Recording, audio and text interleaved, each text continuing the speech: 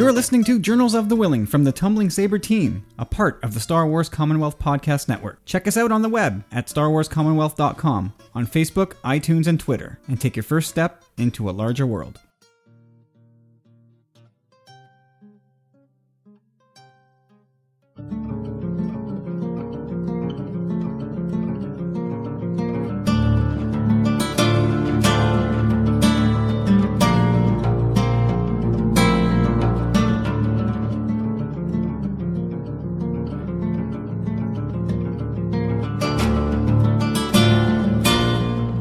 Hey everybody, welcome back to Journals of the Whilling.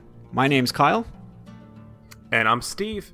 Welcome back, everyone. It's the weekend. Finally, this has been the week that just wouldn't end, man.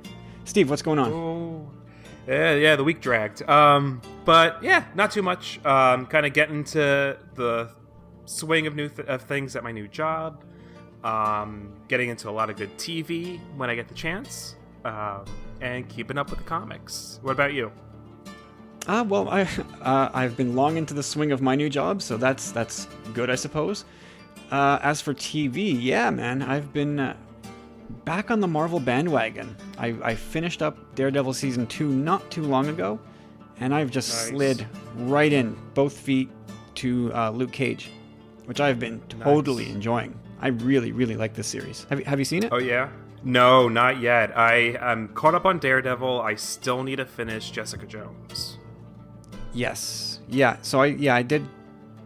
I've been, I guess, watching them sequentially. So I watched season 1 of Daredevil, then Jessica Jones, then Daredevil season 2.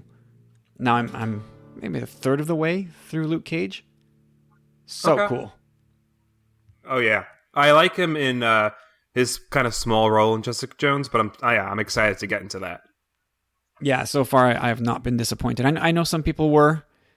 Or are disappointed in that, but so far, I mean, I guess there's still plenty of runway for it to go sideways on me. But so far, I've really been liking it. I really like the actor. He's really cool. And actually, the whole cast is just great. That's one thing that Marvel's done super well, is just nail everybody in all of their shows. Right, they're good at kind of putting together an ensemble. Not even good, they're great at it. Yeah, just everybody. Anyway, this is not the Marvel TV show podcast. Anything else interesting going on? Nothing. Just as far as like TV goes, what have we been watching? We watched The Handmaid's Tale, which is phenomenal. I read the book in high school. Crazy stuff, especially paralleling what's going on today. It's interesting to kind of draw the two together. We watched the 4-episode mini season of Castlevania on Netflix. That was really cool. Based on the old Nintendo game? Yeah. You didn't check that out yet? No. I mean, I played the game as a kid, or more like I watched my friend play it while I was over at his house. 'Cause he was the Nintendo guy. But yeah, what Simon is the guy's name? The main character. Yeah. It's based on Castlevania 3. Okay. So it's Dracula, and oh gosh, I forgot the main character's name, but he comes from like a family of like vampire slayers or like monster hunters. Whatever that plot is. The plot is like this like church-run town kills Dracula's wife, so Dracula puts a curse on the town.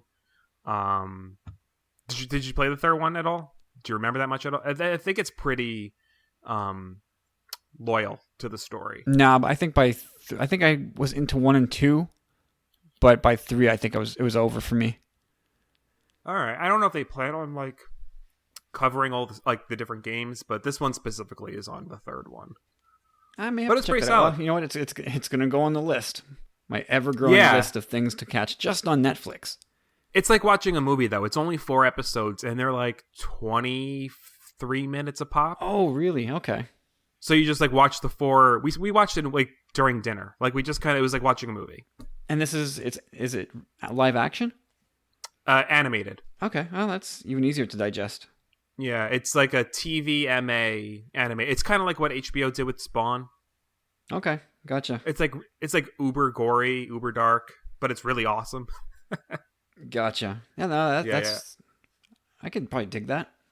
Yeah, yeah, yeah, yeah. Trying to think if there's anything. I mean, that Handmaid's Tale. I feel like there's a million other things we binged. We're watching The Golden Girls, but I feel like most of the people listening to this podcast don't watch The Golden Girls. So. We talked about Golden Girls last week. Oh shoot! Yeah, yeah, yeah. No, we actually talked about the remake that they're doing. Oh, Silver Foxes. I'm so pumped for that. It's going to be fantastic. I don't know who's if I don't think they've done any casting yet. No, Dan and I have been joking. We're like Leslie Jordan would be hysterical. I don't know who's Leslie Jordan. He's the short actor. He was on Will and Grace. He played like Leslie something. I know only Will and Grace from that show. Did you watch any of like American Horror Story? No. What I feel like he was in other stuff too, but those are the two I could think of. If you saw him, you'd probably recognize him. Look like Leslie Jordan. You can Google it. Yeah, I'm gonna Google him right now. It's bugging me. I feel like I should know this person. Yeah, yeah. He's just like an older gay man. He's like really short, really funny. Oh, yeah, I know that guy. Yeah. He would be so funny. I don't know who else they're gonna cast in it, but well, he seems like he'd be perfect for that show. Exactly. Yeah. Yeah, no, is that going to be network TV? Please, I hope it's not on NBC but it sounds like it will be. I feel like I read an article that said maybe Netflix. Oh, well, Netflix, HBO, anybody that's away from like the main censors. Yeah, I just feel like, well, Netflix. Did you watch Grace and Frankie? I feel like they really nail like older comedy, like comedy with older actors. That's that show with Jane Fonda and Lily Tomlin, Grace and Frankie. It's so Martin Sheen and that actor from Law and Order, I forgot his name, Sam something. So anyway, so their husbands leave their wives for each other, so they actually come out and they get married. And then Lily Tomlin and Jane Fonda move into their beach house that they owned as like two couples. So they're just like best friends in this beach house together, and it's just really funny. So I feel like Netflix would be a great place for this show. And Netflix is probably a great place for any show. When you really think about it, they rarely screw things up. Oh, totally. And even when they do, I feel like they listen to fans. Like they canceled that Sense8 show that had like a big following. Is it canceled, really? And it got canceled, and then there was enough of like an uproar about it that Netflix was like, "All right, we'll give you like a 2-hour movie." So they're gonna go and wrap it up. Yep. So there was season 1, which my wife and I watched quite intensely. We kind of enjoyed it, and then there was a long gap, and we kind of lost track. And then suddenly there's season 2, and we haven't checked that out yet. But what's crazy was like as soon as season 2 released, they announced it was over. I mean, I didn't keep up with it, but I thought that was like really crappy to do to fans. It was like, here's season 2, and by the way, we're canceling it. That's like pulling the rug out from under your own feet. Yeah. So it was that I thought that was bizarre. That was a weird choice. But other than that, I feel like Netflix makes usually very strong decisions. Yeah. So they're doing a 2-hour movie just to wrap that up. Yeah, which I thought was good. I think nowadays, people kind of like, or networks kind of get that you can't just like stop a story. You should at least plan some kind of ending. So, in the old days when it was just like with the Nelson rating box, I don't know if Canada used that, but like, just the typical way of like gauging how many people are watching. Like in those days, it was just like, all right, people aren't watching this, let's cancel it. But now that like, with DVR and binging, the numbers kind of rolling slowly. So it's very different. Yeah. Hey, how about a little Star Wars book news? Yes. Let's get back into it. Yeah, man. So first up, something about a week ago that dropped that just made my jaw hit the floor. So we've spoken about this, a certain point of view anthology that's coming that we're all looking forward to. But author Kevin, I'm not sure how you pronounce his name. I think he's from the UK, but it's spelled Cavan. Last name is Scott. So Kevin, I don't know. Probably Cap. Yeah. He said that he was doing a story on his blog, and that he was actually given the okay by Del Rey Books to go ahead and reveal the character and scene that his story is based on. So you scroll a little bit down his page, and then you see the character or the figure of a 6-inch Black Series Obi-Wan figure. So, okay, I got it. It's about Obi-Wan. The story's called Time of Death. Wait a second. It's the part of A New Hope where Darth Vader's lightsaber slashes down old Ben right through the cloak, and his body vanishes, becoming one with the Force. So we're going to get that story told from Obi-Wan's point of view at that moment. How friggin' cool is that? That is beyond awesome. It's like, because this comes up a lot, like everyone talks about that scene and how it's, the Vader that we know or that he became, everyone kind of looks back at that lightsaber battle between these two, and you're like, it doesn't really hold up to all the other things we've seen. So it'd be really interesting if this is their kind of way of retconning, because kind of like with the Death Star and Rogue One, we kind of got a little explanation as to why it blew up so easily. So maybe there's a little more to Obi-Wan's inner monologue, Yeah, oh, absolutely. I don't know how long these stories are going to be. I imagine, 10 pages each maybe? If there's 40 stories, it's probably going to be like a 400-page book, so 10 or so, 8 to 10 pages per story. Right, has to be something like that, yeah. So it's not obviously not going to be quick, but I hope that they're all pretty dense, especially one like this. So yeah, when you say inner monologue, I hope that's exactly what this is all about. Just Obi-Wan knowing, because he gives that smirk, right? I was wondering, right. Does Obi-Wan even, is it one of those things like Han says in The Force Awakens? I don't ask that question till after I've done it. Does Obi-Wan even know that he can do it? But I think when you mull over that scene in your head and the smirk that that Obi-Wan gives Luke right at that moment, I guess that's kind of a giveaway that watch this. Like he knows, I think he knows exactly what he's doing. What do you think? Oh, yeah. I mean, you in that look alone, you can see that there's so much planning and thought kind of given into that moment for him. Yeah, I'm just so excited to read the details of that. Yeah, I mean, like you said,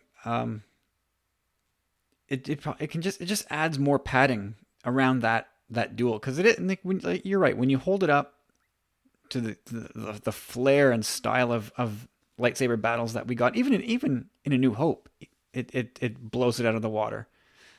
So I think by adding this, extra context and story next to it, I think it'll really do nothing but add more layers. Totally. Yeah, I mean, if we're getting this caliber of detail into the character, it just makes me that much more excited for the rest of the stories in the book. How much, because I actually, it's so funny. I was just talking about this. I was recording the roundtable, I think the episode for next month. And I was just talking about how much for the newer movies, at least, I love what Lucasfilm is doing as far as developing the characters and their emotional story and their personal arcs. So to see, them kind of going back and really filling out and fleshing out these other characters that we know and love, it gets me excited. Well, if you go back 20 years, even less, let's just go back to the beginning of 1999, before the Phantom Menace dropped. To us, Obi-Wan was just the old man. We didn't know too much about his previous life, except that he served under Bail Organa in the Clone Wars, and that he was a general in the Clone Wars. But really, that's it. We don't know much else about him other than teaching Anakin Skywalker and failing miserably. But then we got the prequels, and he was right there alongside Anakin as the central character. And in the Clone Wars series, where again he's front and center. It's been a lot of Obi-Wan, and now the story's going to add yet more. Right. I mean, and definitely it adds to a point in the history that I feel like we didn't really get as much. So we got his backstory, but we really now we get a chance to see what's going on with him internally at this moment, rather than just what we got face value. Yeah, and force ghosting has become a big topic in fandom. Mm-hmm. We expect something to come out of Star Wars Rebels, perhaps with regards to Ahsoka, and who knows who else. And definitely The Last Jedi is giving hints that we're at least going to get Yoda. A lot of people think Obi-Wan's story is not yet done in that trilogy. So yeah, just the mere fact that we're at that moment with Obi-Wan, who knows how he's going to describe it to us. I hope author Scott is able to describe to us from Obi-Wan's POV what it's like to cross over to that side, and hopefully Obi-Wan takes us there, and maybe even it goes a little bit deeper, and he has a reunion with Qui-Gon that we even get to know about just very briefly.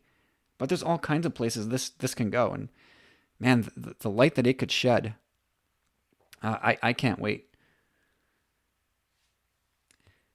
And secondly, on the old news topic, not too much. I mean, the news has been at a slow trickle, but D23 is around the corner, as is San Diego Comic-Con. So hopefully there'll be more news to talk about soon. But a new Star Wars adventure comic from IDW is coming in September. So Steve, I know you've said before that every Star Wars comic that comes out by default is a pull for you. So are you aware of this series? Do you know what it's about? And is it going into your pull list? I was not aware of it until you sent me the link. And so I went on, I read about it. I read the preview that was posted. And I am actually going to be a bit of a Debbie Downer about this one. Yeah, not too excited, which is a first for me. I just tonally, it didn't really grab me. I don't know. Well, I don't know. You can tell just looking at it right away. This is not aimed at me. It's a very kiddie looking book. Right. And yeah. Oh, go ahead. No, I was gonna say, and typically, okay, so a good example would be so we're gonna talk about the new Darth Vaders. At the end of the first issue, we get a cartoony Vader comic. I generally skip those. Those get put in several issues. We've had, comics like that. And they don't really do much for me. It's, I get it. Star Wars, it's not The Handmaid's Tale. It doesn't have to be super serious all the time. But for me, it's such a weird tonal shift that it just doesn't grab me. I completely hear you. I don't know if I'll be getting this either, and I imagine if I do, it's going to be something I pick up because the kids are with me at the comic book shop, and they go, "Oh, look, Daddy, okay, you know what? I'll take this too," and I'll give it to them, and they'll tear it apart before we even get home. But yeah, I mean, that's all it is to me. I'm looking at this. I read the preview just like everybody else, and there almost really is no story. It almost seems like it just is a series of flashbacks. Mm-hmm. And I'm looking at it going, I think this is Forces of Destiny in print. Yeah. And I've really enjoyed Forces of Destiny for what it is. And I'll probably enjoy Star Wars Adventures if I pick it up for what it is. But I don't think that it's something that's going to be ringing my bell too much. It looks cute. No. I mean, it looks like a neat little book, but yeah, I don't think we're going to suddenly wake up one morning, look on Twitter and find out that we missed some big reveal in issue 5. You know what I mean? No. So I would probably, prompt our listeners to, we're probably not going to review this book unless it turns out to be a huge hit or, yeah, like you said, some huge canon twist. Yeah. I think there'll have to be a good reason for us to actually bring this to the table here on this show. Who knows? They've surprised us before. Maybe they will again. Right. We'll see when that time comes. But for now, it's time to jump into Darth Vader. And are they referring to this as Volume 2? I think they should. They probably should be. And I probably should have checked. It technically is volume 2. Yeah, I'm looking at the fine print here. I don't see that, but that in my mind, that's how I'm referring to this. This is Darth Vader Volume 2. I don't think it's listed in print, but I'm pretty sure just like any comic app or website I've been looking at, it's listed like that. So I don't know if that's just kind of like a fan base cultural, this is what we're calling it, or if it's official. But I've seen it references that in just like different venues. Yeah, it makes sense. You got to differentiate it from the initial run somehow. Right.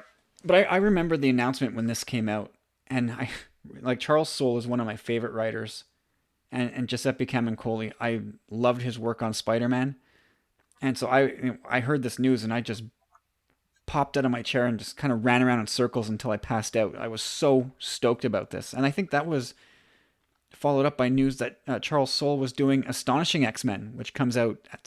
It may even be out already. I'm not even sure. But again, I think it did. It's probably in my pull waiting for me. it must have come out yesterday, maybe last Wednesday. I'm not entirely sure. Right. I'll probably be reading it in trade. But I popped out of my chair. Charles Soule's doing my favorite comic book team, and I ran some more sprints in circles until I passed out. Just he's done so much good work, and so here he is picking up Darth Vader again in the moment really where he becomes the Man in Black. I'll let you run with this because like every time I start thinking about this title, I get a little bit gaga and I can't think clearly anymore. You want me to just run through the kind of the story? Well, yeah. So we'll kick it back and forth. So, like I said, it picks up in Revenge of the Sith, right in that moment where he puts on that suit after that torturous procedure. Yeah, I mean, I guess it definitely. I feel like this moment, the infamous no, it comes off a lot better in print than it did on film. I don't know. Did you feel like this kind of like this moment where he's thinking about Padme and this no? Did you feel like, oh, here's this cheesy no again, or did you feel like this was a little more intense going to print? Well, I definitely like the way they laid this out with cuts over to what Darth Vader was thinking about. That I thought was really well done. I think I'm a little bit confused as to the moment itself. Like, has Darth Vader already so there's the cheesy no, but then we don't we see him crushing the droids. We see him doing a bunch of stuff, but then in this book, he flings the Emperor. It's rewritten, which is kind of confusing. Yeah. Yeah, there is a little bit of confusion there, and I know they'd questioned him about it, and he goes, "No, this is just like in the moments after." But it didn't seem to make a whole lot of sense to me. But I'll let it slide. Whatever. And then Palpatine doesn't take too well to that, so he gives Vader a little bit of Force lightning, like right off the bat. Mm-hmm. Just roasts him. I guess that's Vader's continuing reminder of who's boss.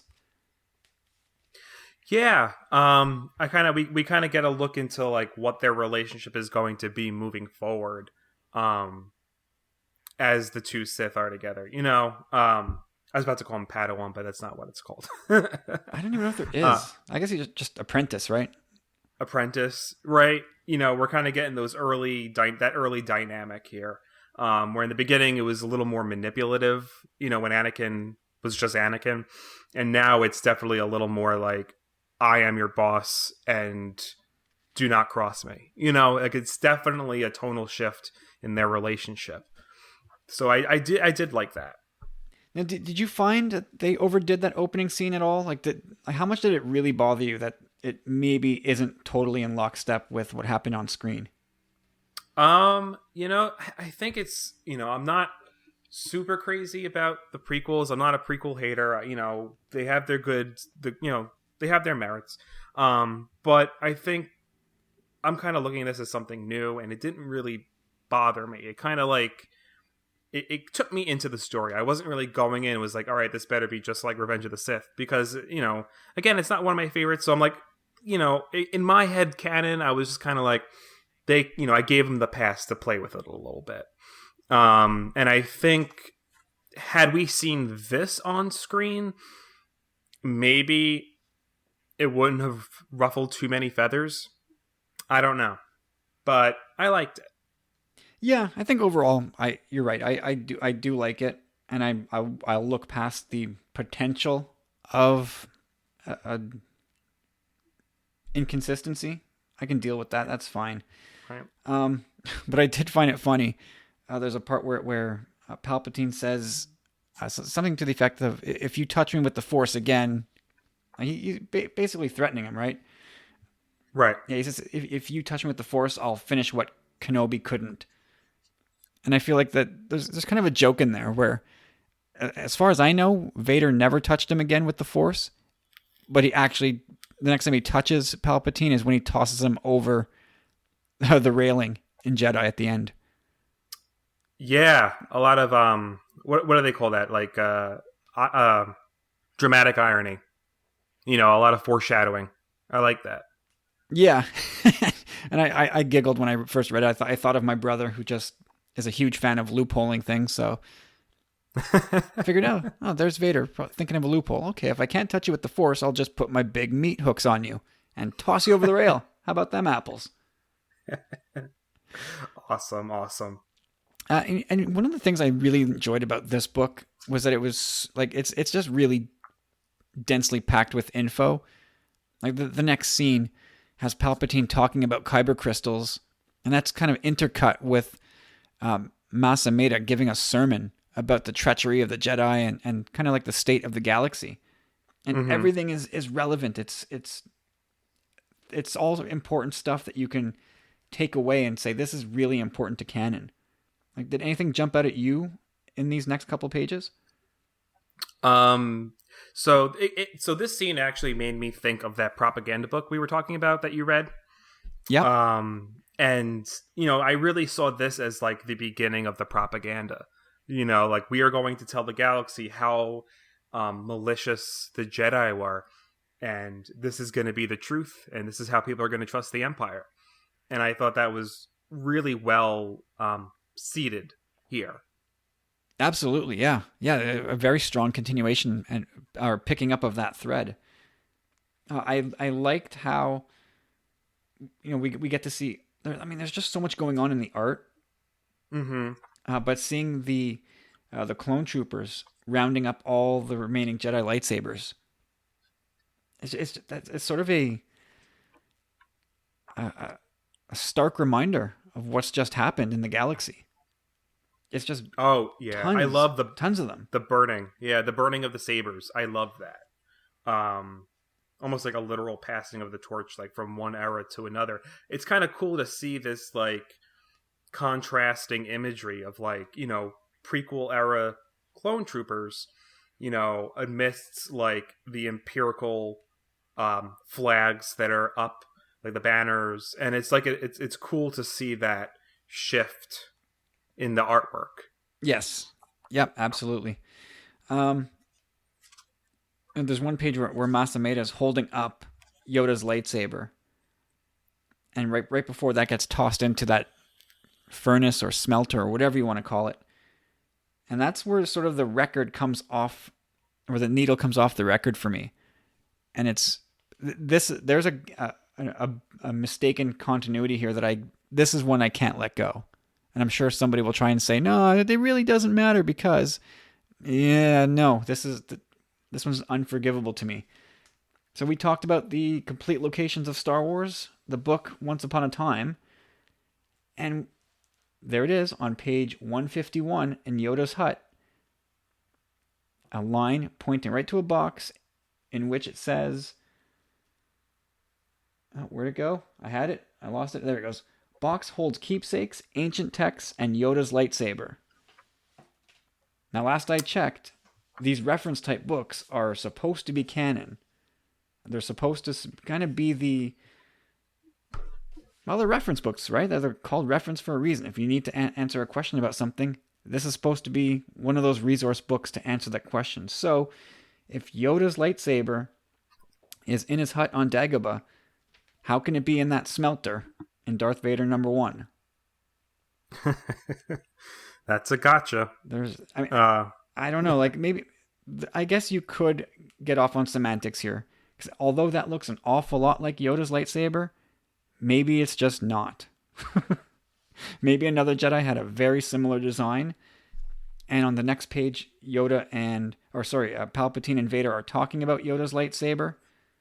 Maybe it's all a big coincidence, but to me, somebody should have caught that. Yeah, that's kind of thing bothers me. Yeah, I'm trying to think like how it may be the reference, but I don't know. Yeah, it's all Lucas like story group, so yeah, someone should. They have like a couple layers of editors there. Like somebody somewhere should catch that, saying, "Wait, that looks a lot like Yoda's lightsaber." No. It's in this complete locations book. Maybe just change the design. All you need to do is just switch up the colors or something. Just de-Yodify that lightsaber, please, and we'll avoid all this hassle. Because now, like, let's say you go have a conversation with one of your Star Wars loving friends, and you're like, "Oh, the question comes up. I wonder what happened to Yoda's lightsaber. I read that he actually kept it." And your buddy goes, "Oh no, it got burned in a furnace." Who's right? Sounds like a tweet for Pablo Hidalgo. Well, I think he's got a permanent headache about these questions about what's canon, what's not, and he had his little. I'm not going to call it a rant, but he had a bunch of tweets about what canon really means, and it sounds like to him it's not that big a deal. Right. You just need to take away the overall thing. So I guess in this case, Pablo would say, it doesn't matter. Yoda doesn't have a lightsaber anymore after Revenge of the Sith. Period. Done. End of story. Whether it's in a box in his closet in his mud hut, or if it's melted down in a smelter, doesn't matter. He doesn't use it. Doesn't need it. I think that's probably how he would explain it. Oh, totally. And it's also his easiest way to get out of that conversation too.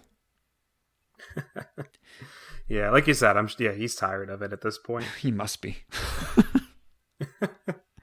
And so then Palpatine gives Vader a mission to get his own Kyber crystal.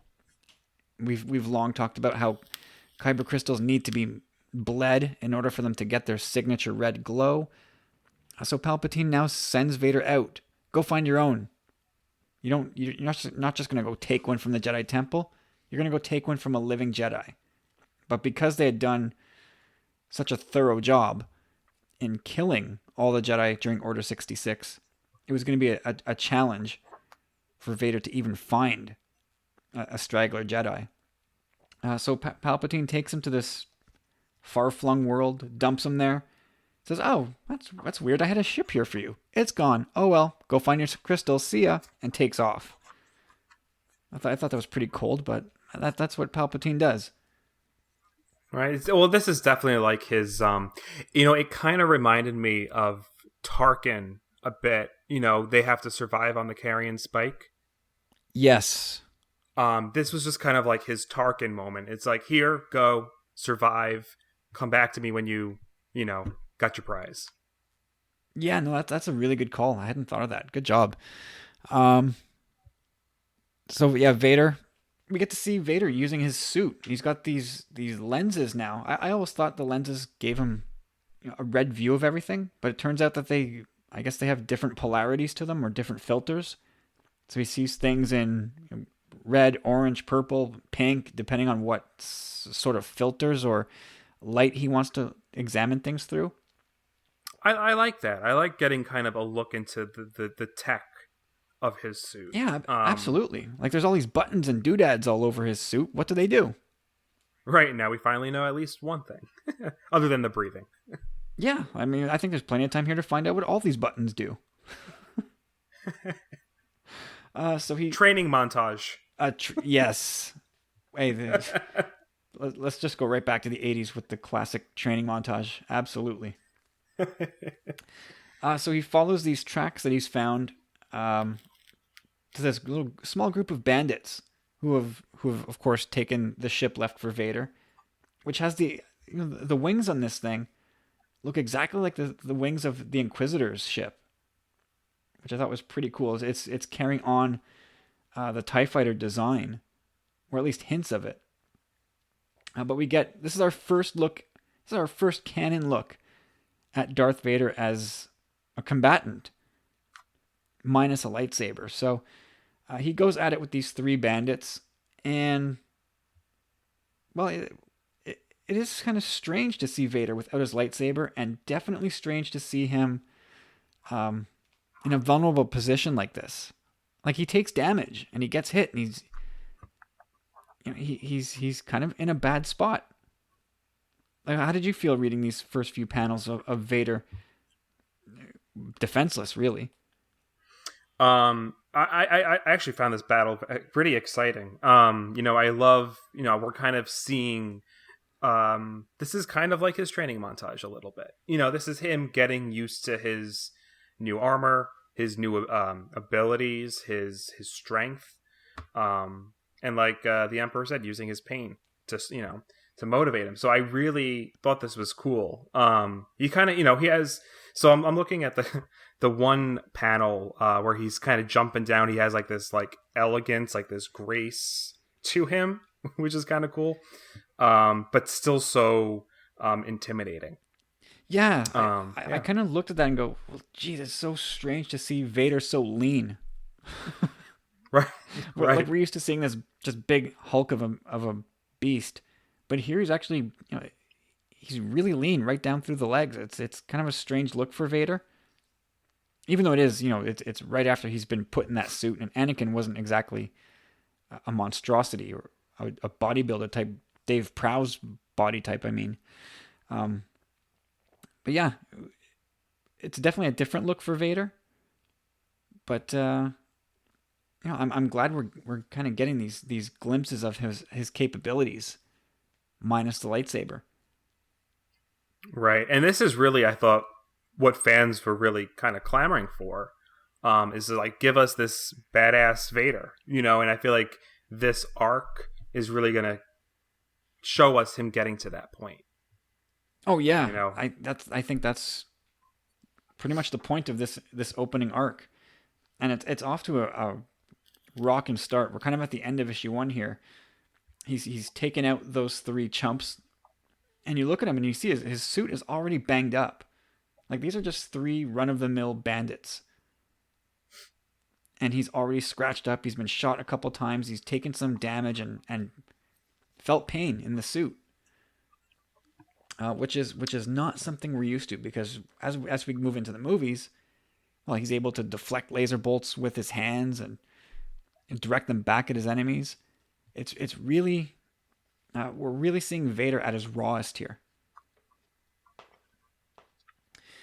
And then we move into issue 2, and I loved issue 1. I really, really loved it. I thought it was off to a terrific start. And number 2 just hits you right in the face right away. This Jedi temple out in space. Destination Bright Home.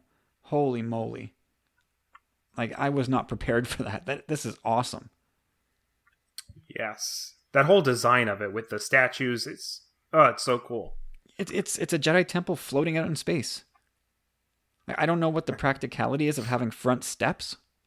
Like, that seems kind of useless, floating out in space, unless it's the type of structure that can actually, dock itself with a planet-bound structure somewhere. Well, looking at the design, that post sticking out of the bottom, I feel like that's something. Now, this is just headcanon, but it looks like it's something meant for landing. Like, it kind of like grounds itself with it, right? Doesn't it kind of look like almost like a drill? Yeah, or like a root of a plant. Right. So I don't know. Yeah, it I looks definitely like would it like could to do see that this. for sure. Or just almost like at Bespin, where it's like a weather vane that just kind of dangles down. Right. But yeah, either way, I think it almost looks like this thing could travel either in atmosphere or dock on ground. But anyway, just the concept of it was really cool, and to see those ARC 170 fighters kind of patrolling around the exterior, all great shots from an era that we kind of don't see too much of anymore. And then we see on the inside a bunch of really bored clones. They're dismantling the Jedi Temple from the inside and collecting all the goodies, and I guess getting ready to turn that over to the Empire when Vader's ship turns up on their scope. And they've been looking for a fight, amidst talking about how they've heard rumors that all the clones are being shut down and decommissioned, sent back to Kamino or whatnot. And finally, Vader's ship shows up, and they go, "All right, let's go have one last fight with this guy." And they're super gung ho about it. And lo and behold, Vader smokes them. Right. Right. I definitely want to talk a little bit about the troopers, because I think this is just a really interesting snapshot into what happened to them. Kind of because these are clones kind of built for war. So it's interesting to see just like how they're treated once the Clone Wars are over and what they're actually being used for now. Kind of sucks for them. But actually, what I thought was really cool, on like page 2 of story, or actually page 1, right under the Jedi Temple. I feel like that's such a throwback to the original designs of the troopers, because they had like lightsabers, kind of. Oh, way back in the Macquarie days? Back in the Macquarie, the original design for the troopers was they had some kind of like baton, like a lightsaber. Yes, you are correct. So, yeah. So I thought that was kind of a really cool throwback to that. Just a detail I thought, whether it was an intentional reference or not, kind of cool to see. You're right, and I'm glad you brought that up. I looked at it and just kind of giggled. Just these guys are so bored that they're now like cosplaying, so to speak. Right. And so they're kind of bored and just waiting for their days to end as they get sent off to do whatever for the rest of their life. But Vader shows up and makes short work of those ARC 170 fighters, and you can see that he's got this onboard pilot or onboard co-pilot droid that wants to assist Vader. He's like, "Nah, I know where they are. I can sense them, their fear, their pain." Like, Vader's getting off on this. Yeah, and like what I thought was interesting was like the droid's like, "I have the access codes," or like, everything's gonna be fine. And it's like, no, Vader wants to kill these people, these troopers. He's itching for a fight, which kind of harkens to Rogue One. There was a criticism of Rogue One that Vader could have just taken the key or taken back the data disk from that poor hapless rebel troop. Why didn't he just do that? He clearly could have. He's powerful enough. Like, no, Vader wanted the fight. No, he has a bloodlust at this point. Because he's driven by that pain. So he's not really thinking logically. He's just it's more primal for him. Yeah, and maybe it's a way to explain why he's such a clunky, slow-moving guy in A New Hope. It's because he's kind of running low on hate. It's been a little, maybe a few days, or who knows how long since he'd butchered those troops. Maybe he needs another dose of pain. Right. I think a lot of people kind of confuse strength for smarts. And I feel like Vader, yes, he's intimidating. Yes, he's a good villain. But I don't think he's really this manipulative, smart villain.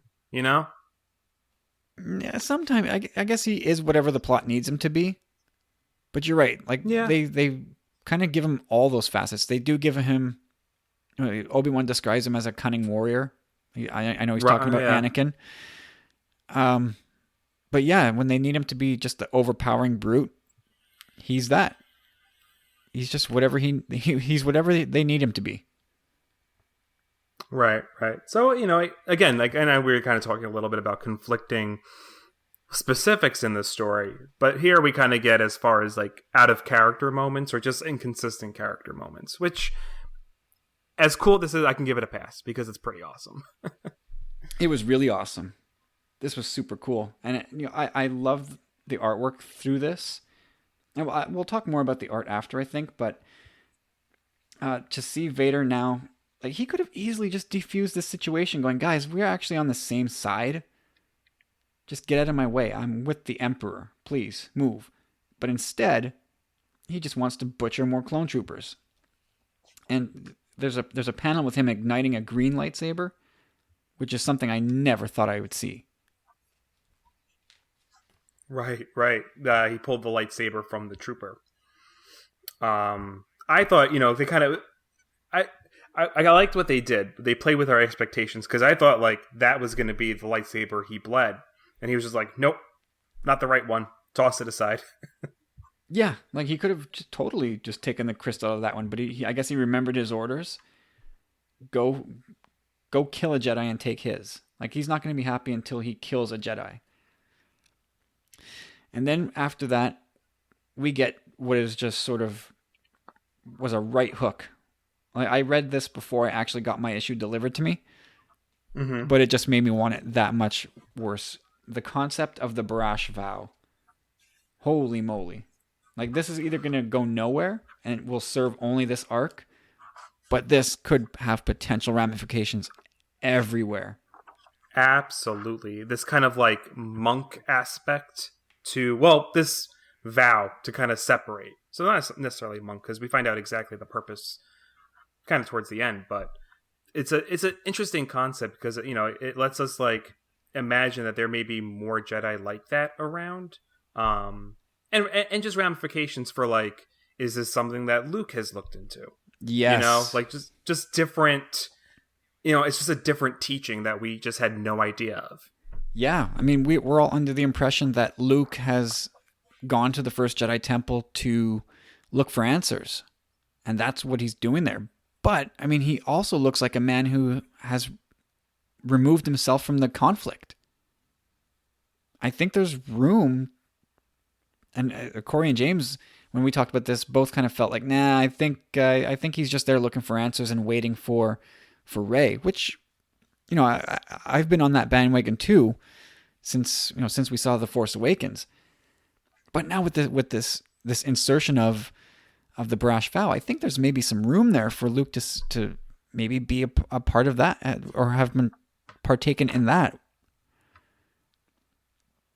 Right. Among with like other maybe versions of teaching. I mean, like, this kind of opens it up, and we really kind of just, originally we thought, there was just one way to be a Jedi and you followed the order and this was it, to learn that there were different aspects of the teachings and different factions and different ways you could take it, opens it up. So even if it's not this specifically, it opens up the possibilities that maybe Luke discovered something else. It's kind of like priming us as a fan base to accept that there's different, tiers of the Jedi teaching.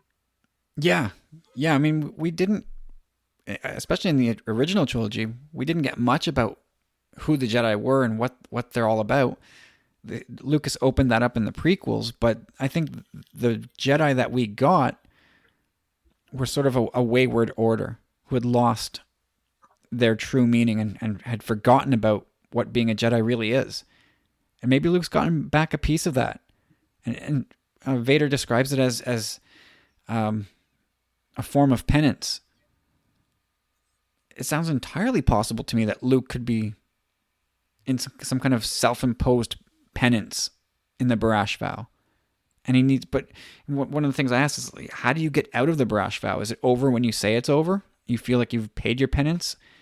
Does someone have to release you from it? And man, I think there's a lot of room here for some really cool stuff. Right. I mean, what's interesting is, the droid kind of reveals it at the end. Master Infala, his one purpose in the order was to fight. So it's interesting because, our general concept of the Jedi, it really was like a non-combative ideal. Yeah, It exactly, was more right? diplomacy. You know, it was more just peacekeeping. And so to think that they planned to have Jedi kind of planted around the galaxy specifically to fight, like what were they planning for? You know what? You know, it's so bizarre but awesome. Yeah, I mean, I haven't read issue 3 yet. I know it's out, and we'll cover it next time on the show if I have my copy by then. Maybe I'll try and get my hands on a digital code somehow. Um, yeah, so I mean, we learn about what's his name? Kirak Infile? Um, Kirak Chick-fil-A? yeah, Karak. In is it Infala? Infala? I don't We'll know. just call him Kirak. Correct. So he's taken the brash vow. He's off on a far-flung planet. He's in this meditative state. But yeah, like they said, his only purpose as a Jedi was to fight, which is a really un-Jedi thing. Like that sounds like a dark side thing. So was he Right. like what's his It, penance about? Is it did he do something wrong that he's paying the price for? Do the Jedi approve of this guy? Like what the hell is this guy all about? so, well, first of all, I love this final splash page when it says to fight and he's kind of floating in meditation. As a horror fan, actually, just a quick nerdy note: the box, I guess it's a holocron, kind of looks like the puzzle box from Hellraiser, but that's just a side note. I thought it was kind of cool looking. But I'm getting almost more of a martial art vibe from him, with his hair kind of back in a bun, meditating like that. So I feel like I feel like it's kind of purposeful misdirection. You know, like, you know, saying to fight, you know, we're thinking more of like a primal, like anti peacekeeping, but maybe it's like a fight when necessary kind of fight. You know what I mean? You use your abilities for good kind of fighting. You know, this controlled martial arts, highly, I'm like losing my words, but highly, rigid, you know, more like structured Right. kind of thinking, you know. When you see him, kind of what did you kind of get from our first looks at Karak? Well, he just looks like a savage beast. Like you can tell this man has been on his own for a long time and he's been through battles. He's got those two ginormous scars across his torso. Like he's been through some battles. This guy's like one of that, you know, you're watching a Discovery documentary. There's always that old shark or that old alligator who's got like one blind eye and a bunch of gouges taken out of its skin. Right, Like this guy's been through some battles, no doubt. Now where and when, maybe we will learn, maybe we won't. But I definitely get the image of just a brawler. Yeah. It's a, you know, I'm just yeah, I think it's awesome, and you know, you can see kind of at the bottom, it looks like there's a bit of like a temple structure where he is. So I'm curious if we're going to explore specifically what that building, and maybe it could just be where he lives, and he, you know, that's like his, you know, hut or whatever. But I don't know, maybe it's like his own personal Jedi temple. I'm not quite sure, but it looks interesting. Well, he seems quite content on his own in that scene. Like he just seems pretty serene and pretty happy to just not be bothered with it by anybody. But I think the even more striking image is on that final page, which is just a preview next issue, which I guess is the cover of part 3. And you really get more of a grizzled look at him, and he's in action against Vader. And whew, I can't wait to read that. Like we're 2 issues into this, and I know issue 3 is out, but I'm 2 issues into this, and Oh yeah, I haven't read the issue yet either. So just looking at the preview now, I'm so stoked to read it. I'm gonna try to get out to my comic shop tomorrow to pick out my pulls. I don't know, Karak. I feel just okay. Maybe I'm kind of getting ahead of myself, but he definitely has the potential to be one of my favorite Jedi. Just design alone, is really cool, and I don't know if it's just because it's new and it's intriguing, this whole concept, but just by the look, it's such a cool new concept. Yeah, I'm just so stoked for it. Yeah, he just seems like a wild man of Jedi. I can't wait to see where this goes next. I think this series, just 2 issues in, has been probably my favorite of all the series so far. It's the strongest opening for sure. I think it's looking back at the first Darth Vader volume, the Star Wars opening, it was cool to get into those stories, but I feel like it has the most pull. Oh yeah, Yeah. like this sunk its hooks into me right away. Like 3 pages in, and I was totally invested, sucked right in. I can't wait to see where this goes. I hope Charles Soule has got long-term plans for this, like beyond the 25 issues of the original Volume 1 Darth Vader. I hope this goes on for a Right. long while. Oh yeah, for sure. What'd you think of the artwork? If we're ready to move on to that. I liked it. Like I said off the top, I really like Giuseppe Camuncoli. I really enjoy his Spider-Man run, and overall, I Mm-hmm. love the look of this as a comic book.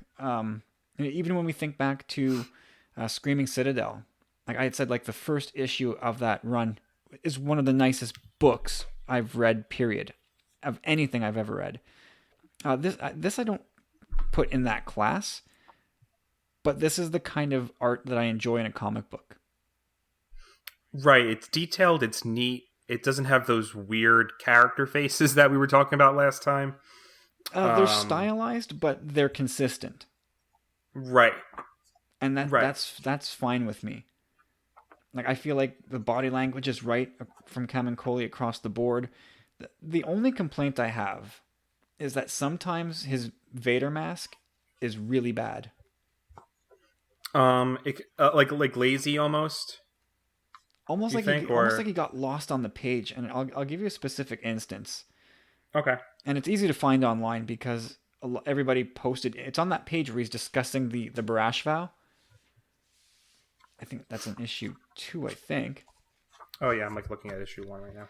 Yep, that's issue 2. So towards the end, right? Yeah, so when he's discussing the Barash vow, we get a profile of Vader, and it's just so bad. That one, Trying to. Is it where he says who or any Jedi pursuing Barash has sworn to refrain. That it's on. They don't number these pages anymore, but it's kind of like right in the middle of the book. oh, it's in the middle. Yeah, I'm like so. I'm like so. I'm looking. He's at the battle. Is it after he kills all the troopers? Yes, yeah, it's after he. It's after he trashes all those troops. Oh yeah, yeah, yep. So look how the helmet peaks over his, like over towards his, like down towards his nose, and like the neck is horrible. Like just the Yeah, he's got like a squinty kind of like the way it almost like a like an like an armadillo or like it's got a weird. I don't know, yeah, it's got a weird look to it. and yeah, there's a couple of other instances throughout the first 2 issues where the mask just doesn't look right, and like it's not even close in a couple of them. But otherwise, I really do enjoy the art. Like Vader looks energetic, which is something we're not used to seeing from Vader. He's usually just a big brutish butcher, right? But here Right. he's athletic and he's quick looking and he's kind of a high flyer here. Um, yeah, I mean, what are your overall thoughts on the art? On the art, yeah, I think the coloring's great. I love the work on the ships in issue 2. I think you mentioned that already. Um, I think that looks really good. Just typically, yeah. I mean, I could spot kind of the where it looks a little lazy, like you got lost with the helmet, but overall, definitely pretty happy with it. It didn't like I said, it didn't have those like awkward um panels like we got a little in Screaming Citadel. I think that's like kind of like after we had talked about that for a while. Like at first, it didn't bother me too much, but kind of the more we talked about that instance of art, it started, and I went back after we recorded it, and it really started to irk me a Oh little no, more. did I ruin Screaming Yeah, Citadel for you? not just those little snapshots. But I think no, overall, I think the art is great. I love the cover for issue 2. Not crazy about the cover work for issue 1. I think it's a little too plain. Yeah, you're right. It's a bit of an uninspired cover. It's it's kind of like expected, you know. But for issue 2, I like that kind of ready stance, fire, you know, very awesome. Although it's interesting that they're for the cover art, they're showing him with the red lightsaber, though he hasn't gotten it yet. So it's a little, I don't know. Sometimes I kind of like the cover to stay, you know, a lot of that's like the one issue I have with like variant covers. You know, I think it's really weird when they do like I think for Star Wars #1, they did like covers with the movie cast, which I think is odd because it doesn't just like, you know, you're looking at Carrie Fisher or Harrison Ford, and then you turn the page and it's like they're comic versions, and I'm like, it's not them. It's weird. And then so yeah, I kind of like the cover art to kind of reflect what we're going to see in the issue, but it still looks nice. But that's just me being very, very nitpicky. Oh, that come on, that comes with the territory of being a Star Wars fan. Yes, it's just what we do. I have to accept there's that. Two. On one hand, you have nitpicky, and on the other hand, you have being an apologist. And I try not to kind of the two sides. I try not to be one or the other too much. You know, right. Got to find a happy middle. I'll come to Star Wars' defense most of the time, but there are other times when if people have criticism, I'll be like, yeah, you know what, you got me. I'm not going to defend that. Yoda's lightsaber was on Dagobah. Yeah. I still don't know what to do with that one. Yeah, and then otherwise, anyway, brilliant stuff. I'm if I had to grade issues 1 and 2 so far, I'd give this an easy 9 on 10. 9 out of 10. I'd have to agree. Yep. Yeah, this is fantastic stuff. I want to go into my account on my comic pull and just say, no, you know what? Send me my books every week, even though that'll skyrocket my overall shipping costs. I need these books faster. Yeah, it's that good. All right, so anything else before we start to wind this show down? Anything else you've been reading lately? Yeah, like you said, news is. What have I been reading? I need to catch up on the X-Men again. I fell behind a little bit, but I've really been digging, Cable, and kind of the character issues they've been doing, like Jean Grey and Iceman, have been really solid. So not Star Wars related, but those have been really good. What about you? It's all kind of connected. Yeah. All right. So any big weekend plans, Steve? Weekend plans. I'm gonna try to play some more Magic. You know, I haven't been to my game store in like a month, so I'm gonna try to do that. Family barbecue on Sunday, so that'll be awesome. Saturday, I feel like, oh yeah, my brother's girlfriend's birthday, so we're gonna go to New Jersey for dinner, and that's it. What about yourself?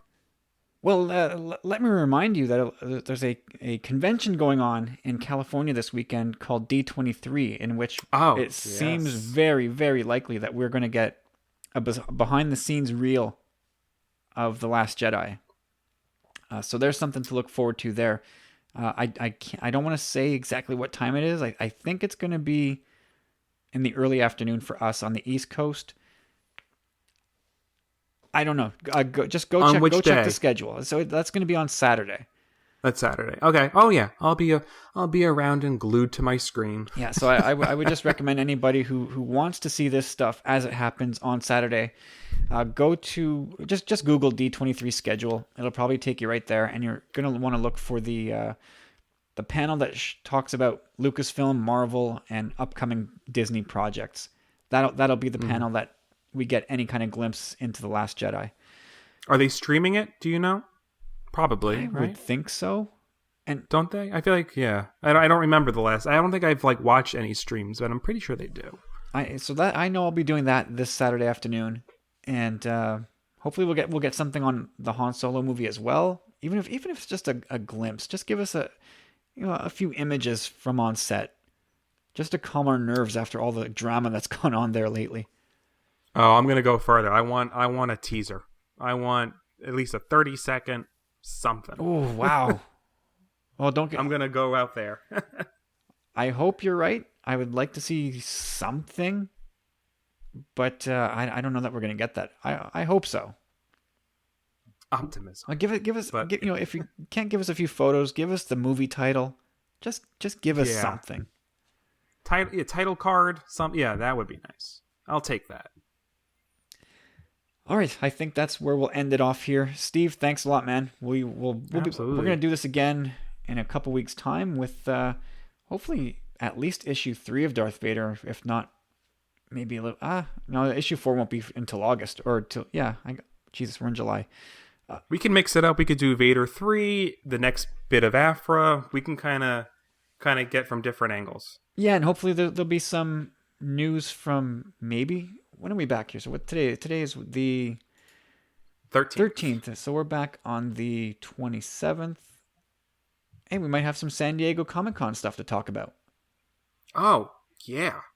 They'll be because don't they usually do a book panel? Yeah, so there won't be any movie news at San Diego Comic-Con, but there'll be plenty of other stuff, and I'm sure comics and novels will figure prominently there. So, I think we'll have a lot of news to break down on our next Journals of the Whilling.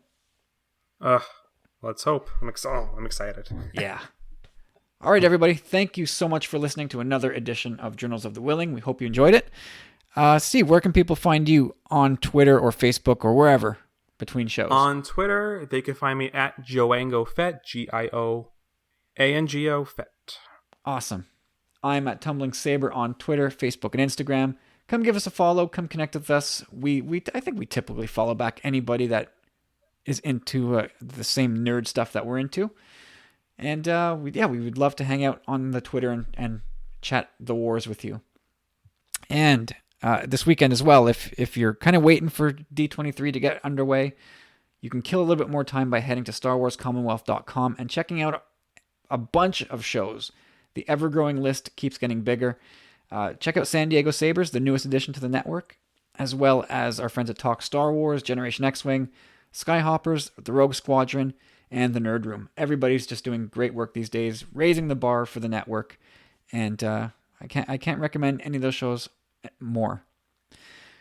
So that's it. Have yourselves a good weekend. Thanks again for listening, and we will catch you guys in a few days with episode 84 of the Tumbling Saber podcast. You've been listening to Journals of the Whilling from the Tumbling Saber team, a member of the Star Wars Commonwealth Podcast Network. Learn more about the network and its members at StarWarsCommonwealth.com.